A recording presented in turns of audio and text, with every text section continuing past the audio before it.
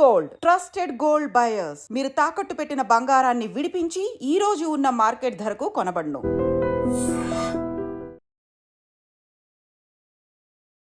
Hi hello నమస్తే, welcome back to our channel. నేను మీ వైషు. పెహల్గాం దాడి జరిగిన తర్వాత దేశం ఎంత తీవ్రతరంగా మారిందో మన అందరికీ తెలిసిన విషయమే. కానీ రీసెంట్గా ఇంకొక విషయం వెలుగులోకి వచ్చింది.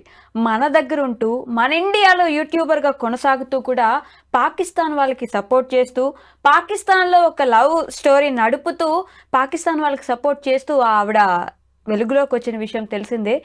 ఆవిడతో చాలామందికి రిలేషన్షిప్ ఉన్నట్టు పాకిస్తాన్ వాళ్ళకి ఆ విషయం కూడా తెలిసిన విషయం. కాకపోతే మరి అలాంటి సిచ్యువేషన్లో ఇప్పుడు మనం ఏం చేయబోతున్నాం? ఇలాంటి ఇన్ఫ్లుయెన్సర్స్కి, యూట్యూబర్స్కి మన దేశం ఎలాంటి చర్యలు తీసుకోబోతుంది? ఈ విషయం మాట్లాడడానికి ఈరోజు నాతో పాటు సోషల్ యాక్టివిస్ట్ కృష్ణకుమారి గారు ఉన్నారు. మేడంతో మాట్లాడదాం. Hello ma'am. హలో, నమస్తే. నమస్తే. బాగున్నారా? బాగున్నాను. సో మన దగ్గర ఉండి, అదే మన ఇంట్లో పెరుగుతూ మనకు వెన్నుపోటు పొడిచారన్నట్టు ఆవిడ మన దగ్గర ఉండి మన దగ్గర యూట్యూబర్గా చలామణి అవుతూ కూడా పాకిస్తాన్లో వాళ్ళతో లవ్ స్టోరీ కొనసాగించి జస్ట్ ఈ ఘటనకు 2 నెలల ముందు కూడా ఆవిడ పాకిస్తాన్కి వెళ్ళొచ్చినట్టు కూడా న్యూస్ చెబుతుంది. మరి వాళ్ళని ఏం చేయాలి అసలు? అంటే మన దగ్గర ఉంటూ అనే మాట వాడకూడదు నిజానికి. ఎందుకంటే మన దేశంలో పుట్టినవాడు మన దేశంలో ఉండకుండా, మన దేశ పౌరురాలు కదా. కాకపోతే ఇక్కడ కొరవడింది ఏంటి అంటే దేశభక్తి కొరవడింది. రైట్. ఆమెకు దేశభక్తి లేదు, అంతే. దేశభక్తి లేదు, చిత్తశుద్ధి కూడా లేదు. ఇక నీతి నిజాయితీ అంటారా, ఇక ఎన్నైనా అనొచ్చు ఆమెని. సరే, ఇలాంటి వాళ్ళు ఈమె అని అనుకోవద్దు. ఇలాంటి వాళ్ళు చాలామంది ఉన్నారు. అధికారుల్లో కూడా, మన దేశ అధికారుల్లో కూడా, సైన్యంలో కూడా అటువైపు ఒప్పందించే వాళ్ళు ఉంటారు. అలాగే ఆ దేశంలో మనకి సహాయకారులుగా ఉండేవాళ్ళు కూడా ఉంటారు. రైట్. గూఢచారి వ్యవస్థ ఉంటుంది కదా. పాత రోజుల్లో వేగులు వాళ్ళు అనేవాళ్ళు వాళ్ళని. ఓకే. ఒక రాజ్యంకి మీద దండయాత్ర చేయాలనుకున్నప్పుడు రాజు పంపించేవాడు వేగులు వాళ్ళని. పంపించి ఆ దేశంలో పరిస్థితులు ఎలా ఉన్నాయి, ఆ రాజు యొక్క బలం ఏంటి, బలహీనత ఏంటి అని కనుక్కుని రమ్మని చెప్పి పంపించేవాడు. ఆ వేగులు వాళ్ళు ఇచ్చిన ఇన్ఫర్మేషన్ బట్టే వీళ్ళు యుద్ధానికి వెళ్ళాలా వద్దా అనేది డిసైడ్ చేసుకునేవాళ్ళు. అంటే దీన్ని బట్టి అర్థం చేసుకోండి. ఇప్పుడు రీసెంట్ డేస్లో అది గూఢచారి వ్యవస్థ అయింది. అయితే ఇప్పుడు ఈమె మన దేశ పౌరురాలు అయ్యుండి పాకిస్తాన్కి గూఢచర్యం వహించింది. కరెక్ట్.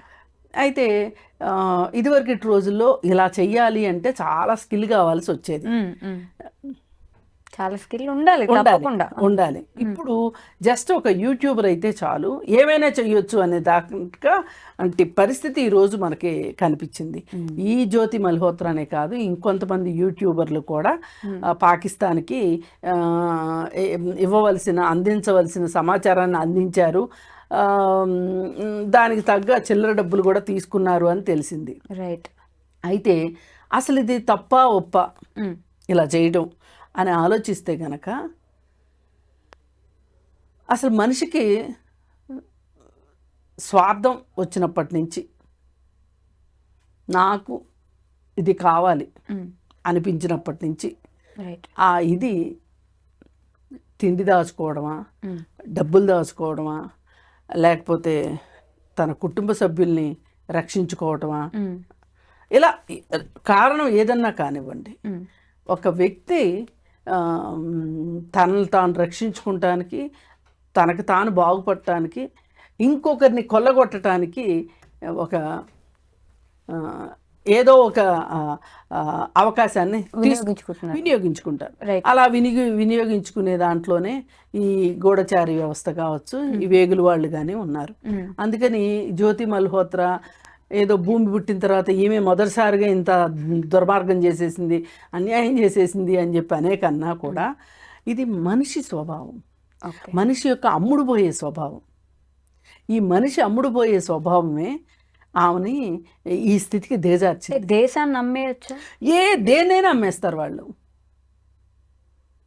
దేన్నైనా అమ్మేస్తారు. ఇంట్లో సామాన్లు అమ్ముకోవడం, మన ఇంటి దగ్గర మనుషుల్ని ఏదైనా దొంగతనం అబద్ధం చెప్పించడం ఓకే, కానీ దేశాన్ని అమ్ముడు పెట్టడం, దేశ సమగ్రతని, దేశ రక్షణ వ్యవస్థని కూడా అమ్మకానికి పెట్టేలాగా చాలామంది రాజకీయ నాయకులు ఉన్నారు ఇవాళ. వాళ్ళతో పోలిస్తే వీళ్ళంతా అన్నట్లుంటారు.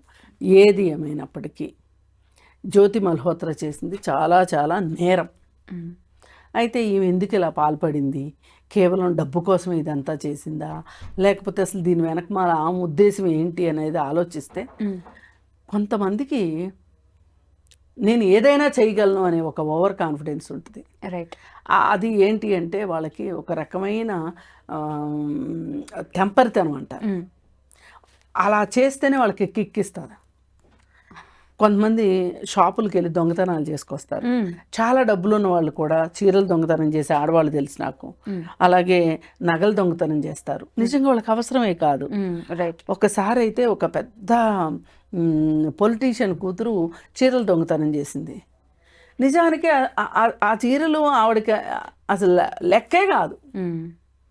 ఏంటి అంటే అది ఒక జబ్బు అనమాట. అయితే దాన్ని దీంతో కూడా కంపేర్ చేయలేము ఒక రకంగా.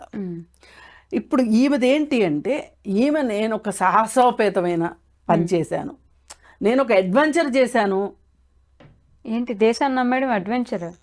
ఇప్పుడు మనం చాలా సింపుల్గా మాట్లాడుతున్నాం దీన్ని. ఆవిడ వైపు నుంచి ఆలోచిస్తే ఈ చేరవేసే క్రమంలో ఏ ఒక్కరికన్నా తెలిస్తే గనక తల ఎగిరిపోతుంది మరి కదా. ఇప్పుడైనా తల తీసేయరంటారా? మన చట్టాలు అలా చెయ్యవుగా. మన చట్టాలు అలా చెయ్యవు.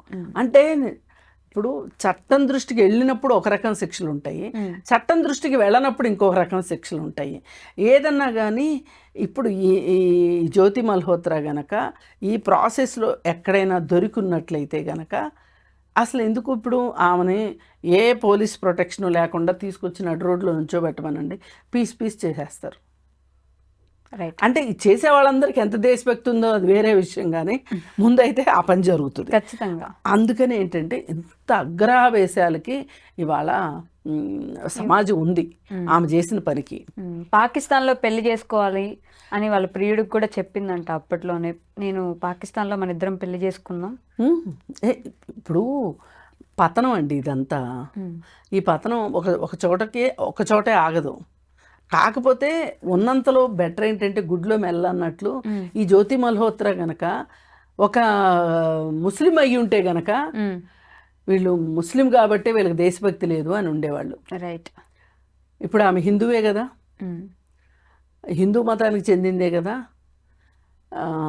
మరి ఈవిడ చేసింది, మరి ఆ మాట అనగలుగుతామా? ఇప్పుడు అనలేము. అందుకని ఒక రకంగా ఒక అతను శ్రీకాకుళంలో యాసిన్ రైట్ చేస్తున్నాడు, వాళ్ళ ఫాదర్ కూడా సాయం చేశాడంట. ఎందుకు చేస్తున్నారు వీళ్ళని ప్రేరేపిస్తుంది మతం ఒక్కటేనా? మతం కోసమే చేస్తున్నారా వీళ్ళు? డబ్బుల కోసం చేస్తున్నారా?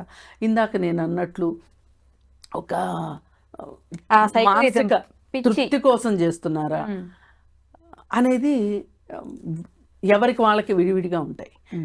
ఏదేమైనా వీళ్ళని మట్టు కఠినంగా విచారించాల్సిందే, ఇట్లాంటి వాళ్ళని శిక్షించాల్సిందే. ఎలాంటి శిక్ష వేస్తే నెక్స్ట్ మన వాళ్ళు ఇంకా అట్లాంటి గూఢాచారం చేయాలంటే భయపడతారు? అసలు కాదు, నేను చెప్తా వినండి మీకు. ఉరి శిక్ష కన్నా పెద్ద శిక్ష ఏముంటుంది? ఏముండదు కదా. ఇప్పుడు నిర్భయ నిందితులకి ఉరి శిక్ష వేశారు, మరి అత్యాచారాలు ఆగాయా? ఆగలేదు. అందుకని ఒక మనిషిని కంట్రోల్ చేయగలిగే శిక్షలు ఉన్నాయి అని అంటే నేను నమ్మను. రైట్. అంటే ఏది ఆపలేదు. కాకపోతే ఇక్కడ కావాల్సింది ఏంటి అంటే ఏ వ్యక్తికైనా నేనేం చేస్తున్నాను, ఎందుకు చేస్తున్నాను, ఎవరి కోసం చేస్తున్నాను అనేది ఉండాలి. అది ఉంటే ఇంత దారుణం చేస్తారని అనుకోలేము. రైట్. ఈమె సమాచారాన్ని ఇవ్వడం వల్లనే అంత పెద్ద దాడి జరిగింది అంటే కూడా నేను నమ్మను, ఒప్పుకోను. ఎందుకంటే ఈమె ఒక చెయ్యి వేసింది అంతే. చాలా కారణాలు ఉన్నాయి ఆ పెహల్గాము జరగడానికి. అసలు లోకల్ పీపుల్ సపోర్ట్ ఉంది. అసలు లోకల్ పీపుల్ ఎందుకు సపోర్ట్ చేస్తున్నారు, ఇది ప్రభుత్వం ఆలోచించాలా అక్కర్లేదా? ఆలోచించాలి కదా. ఒక మనిషి ఇప్పుడు మన ఇంట్లోనే ఉన్నారండి, 4 మనుషులు ఉన్నారు, ఒకళ్ళు అన్రెస్ట్తో ఉన్నారు. చస్తే చావని పోతే పోనీ అని వదిలేస్తామా? అసలు వదిలేముగా. మాట్లాడతాంగా కూర్చోబెట్టి, అసలు నీ అండ్రెస్ట్ ఏంటి, నువ్వు ఇప్పుడు ఏం కోరుకుంటున్నావు, నీకు ఇప్పుడు ఏం కావాలి అని ఒక డైలాగ్ నడుస్తా లేదా? భార్యాభర్తల మధ్యలో కావచ్చు, తండ్రి కొడుకుల మధ్య కావచ్చు, తల్లి కూతుర్ల మధ్యలో కావచ్చు, కుటుంబ సభ్యుల మధ్య ఒక డైలాగ్ అయితే నడుస్తుంది. ఖచ్చితంగా. ఏంటి, ఏం జరిగింది అసలు, ఏం జరుగుతుంది అసలు ఈ ఇంట్లో? మరి అలా కాశ్మీర్లో ఉన్న వాళ్ళతో ఉగ్రవాదులు అనండి, లేకపోతే అసమ్మతివాదులు అనండి, అలాంటి వాళ్ళతో మాట్లాడింది ఎక్కడ ప్రభుత్వం? ప్రభుత్వానికి అంత తీరిక లేదు. అందుకోసం ప్రభుత్వం తప్పు దీనిలో, ఈ పెహల్గాం జరగటానికి ప్రభుత్వం తప్పు కూడా ఉంది. అందుకని ప్రభుత్వాలు ఏదైనా సరే మొగ్గలో తుంచివే, అవి ఇంతంత ఒట్టింతటే అన్నట్లు అవ్వదు. అసలు ఒక చోట ఒక అశాంతి ఉంది అంటే అది చాలా ఎమర్జెన్సీ కింద తీసుకోవాలి. ఈ అశాంతి ఎటైనా దారి తీయవచ్చు. ఇప్పుడు అశాంతిలో ఉన్న మనుషులు ఏ సాహసానికైనా ఒడగడతారు, ఏ దుర్మార్గానికైనా ఒడిగడతారు. అలాంటి వాళ్ళని మనం మన మధ్యలో అట్టి పెట్టుకుని ఒక మానవ బాంబుల్లాగా తయారైపోయి మన సమాజానికి నష్టం కలిగించేలాగా, పైగా అమాయకపు ప్రజల్ని నష్టం కలిగించేలాగా చేయకూడదు. వాళ్ళకి ఏం తెలుసండి, టూరిజంకి అనుమతి ఇచ్చారు కాబట్టి, డబ్బులు ఉన్నాయి కాబట్టి ఖర్చు పెట్టుకొని వచ్చారు. నిజానికి అది చాలా మంచి ప్రదేశం అంటారు, అందుకే వచ్చారు పాపం. ఇలా ప్రాణాలు పోతాయంటే ఎవరైనా వస్తారా చెప్పండి? రారు కదా. మరి అందుకే మనం ఆ వైపుగా జాగ్రత్తలు తీసుకుంటే గనక ఇలాంటి మొల్హోత్రాలు ఏమీ చేయలేరు. ఇది మన సైనికులు కావచ్చు, మన దేశంలో హోంశాఖకు కావచ్చు, రక్షణ శాఖకు కావచ్చు, ఇది ఒక అలారం అనే చెప్పుకోవచ్చు. రైట్. అలాగే మన సైన్యం నుంచి కూడా కొంతమంది పాకిస్తాన్లో ఉంటారు, గూఢచారులు ఉంటారు ఉంటారు. అందుకని ఏంటి అంటే అన్ని దేశాలు అవలంబించేది ఇదే. ఏది ఏమైనా ఇప్పుడు మనకి దెబ్బ తగిలింది కాబట్టి మనకని ఎప్పుడుతుంది, మనం బాధపడతాం. Exactly. Okay ma'am, thank you so much. Thank you. నిజంగా ప్రస్తుతం ఉన్నటువంటి సమాజం దేనికి ప్రయారిటీ ఇస్తుంది? ఆర్థిక సంబంధాల చుట్టూ మాత్రమే తిరుగుతుంది. మళ్ళీ ఎన్నికలంగానే చాలా విరక్తి కలుగుతాం. మంచి అనిపిస్తుంది కదా, లేడీస్ కూడా ఛాలెంజింగ్ జాబ్స్ చేసినప్పుడు చాలా బాగుంటది. ట్రాఫిక్ అసిస్టెంట్స్ గా నియమించిన ట్రాన్స్జెండర్స్ అందరితో సాల్యూట్ చేయించుకుంటున్నారు. ఫుడ్ డెలివరీ ఇవ్వటానికి వెళ్ళినటువంటి డెలివరీ బాయ్ అనిల్ పై కళ్ళ ముందు